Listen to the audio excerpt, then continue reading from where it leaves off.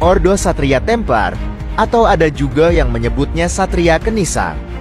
Didirikan di Yerusalem sekitar tahun 1118 sampai tahun 1119, tepatnya setelah Perang Salib Pertama. Para satrianya menggunakan baju zirah dengan jubah putih, mempunyai lambang salib merah di tengahnya. Simbol Templar adalah salib dengan 8 sudut. Simbol ini masih digunakan oleh beberapa organisasi modern, seperti misalnya Freemason.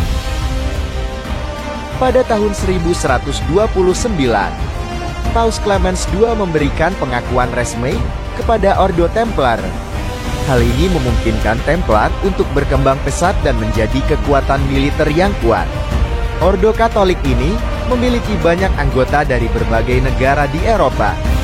Anggota mereka terlatih dengan baik dalam seni bela diri. Templar juga memiliki kekayaan dan aset yang besar di seluruh Eropa.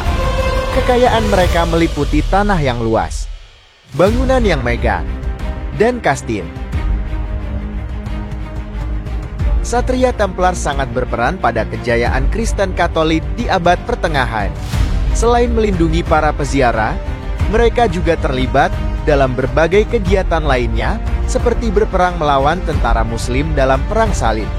Mereka juga membantu para pedagang dan bankir dalam transaksi keuangan. Mereka membangun infrastruktur dan gereja di Yerusalem.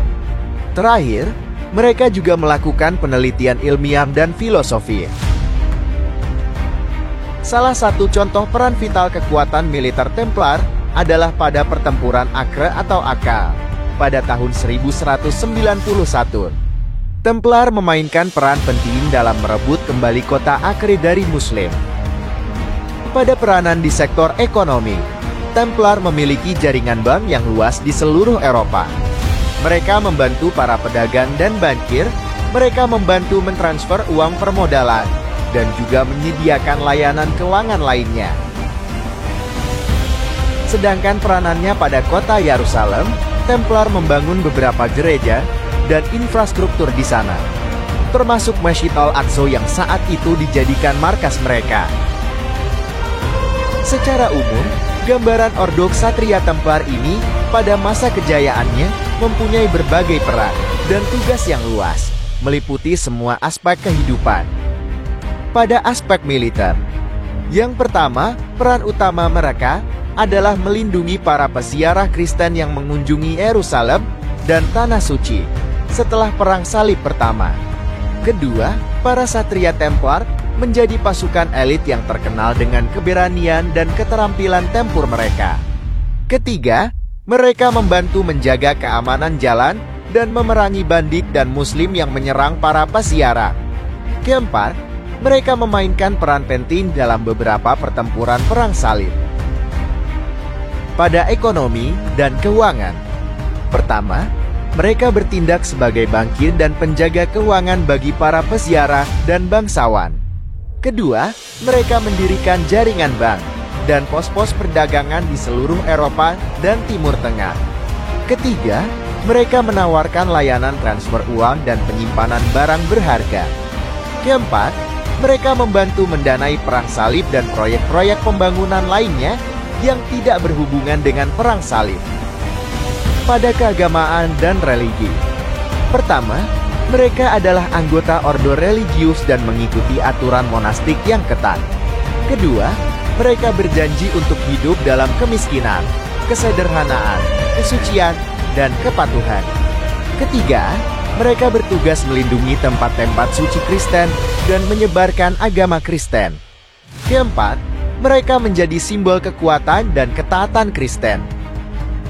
Pada politik, pertama, mereka memiliki pengaruh politik yang signifikan di Eropa dan Timur Tengah. Kedua, mereka memiliki hubungan dekat dengan para paus dan raja-raja. Ketiga, mereka terlibat dalam banyak intrik politik dan diplomatik antar negara dan kerajaan. Meskipun mereka ini bisa dikatakan sebagai ordo Kristen Katolik paling besar dan sukses pada masanya, pada akhir abad ke-13, Satria Templar mulai mengalami kemunduran. Mereka kehilangan banyak wilayah dan kekayaan dalam Perang Salib. Singkat cerita, mereka dikalahkan tentara Muslim dan terusir dari Yerusalem. Di sisi lainnya, Raja Prancis Philip keempat iri dengan kekayaan Ordo Templar, ditambah dengan kesulitan keuangan yang sedang dialami kerajaannya. Maka Raja Prancis yang terkenal dengan ketampanannya ini berniat ingin merebut semua aset yang dimiliki Templar. Tepatnya pada tahun 1307. Philip keempat memerintahkan penangkapan semua Templar di Prancis. Para satria Templar yang sangat berjasa disiksa dan dipaksa untuk mengaku melakukan berbagai praktik sesat dan bid'ah. Pada puncaknya di tahun 1312, Paus Clemens V membubarkan Ordo Templar atas tekanan dari Raja Prancis. Banyak ksatria Templar tewas mengenaskan secara tragis, dibakar hidup-hidup. Bahkan Jacques de Molay sebagai Grand Master Templar ke-23 sekaligus yang terakhir ikut dibakar. Sejarah satria Templar ini penuh dengan misteri tersembunyi dan kontroversi. Banyak spekulasi tentang praktik dan ritual mereka yang sesat, seperti tuduhan menyembah berhala, melakukan ritual homoseksual, dan memiliki pengetahuan rahasia tentang cawan suci. Tidak hanya itu, harta karun Templar yang hilang masih menjadi misteri hingga saat ini.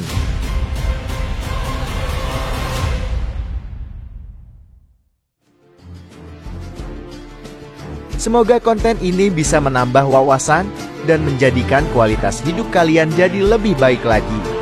Ingatlah akan hal ini.